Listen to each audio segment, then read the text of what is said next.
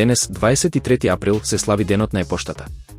Оваа година се одбележуваат 55 години откако инженерот Реј Томлинсон го избрал знакот мајмунче за да ја испрати првата електронска порака во историјата. Од каде потекнува знакот?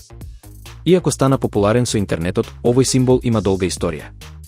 Среден век се користел како трговска кратенка за поценаот. 16 век италијанските трговци го користеле како мерка за волумен, а во Шпанија како мерка за тежина. 1971 Томлинсон го избира за мрежата ARPANET бидејќи природно означува локација, на ги или кај. Глобален символ со многу имиња. Знакот мајмунче денес е срцето на социјалните мрежи и програмирањето, а низ светот го нарекуваат на необични начини. Германија – мајмун. Италија – полжав. Русија – мало куче. Грција – мала патка. Однесувањето на лососот. Студија на Шведскиот универзитет открива дека изложеноста на лососот на кокаин предизвикува хиперактивност. Истражувањето во езерото Ветерн потврди дека овие риби се движат значително повеќе од нормалното.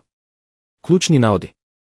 Хиперактивност, изложените риби пливале и до 14 км подалеку од вообичаено. Еколошки ризик, ваквото однесување го зголемува трошењето енергија и изложеноста на предатори. Загадување, присуството на хемиски супстанции во водите станува сериозна закана за опстанокот на водните животни. Заклучок. Овој случај е аларм за поширок еколошки проблем предизвикан од фармацевтскиот и хемискиот отпад кој завршува во природните екосистеми.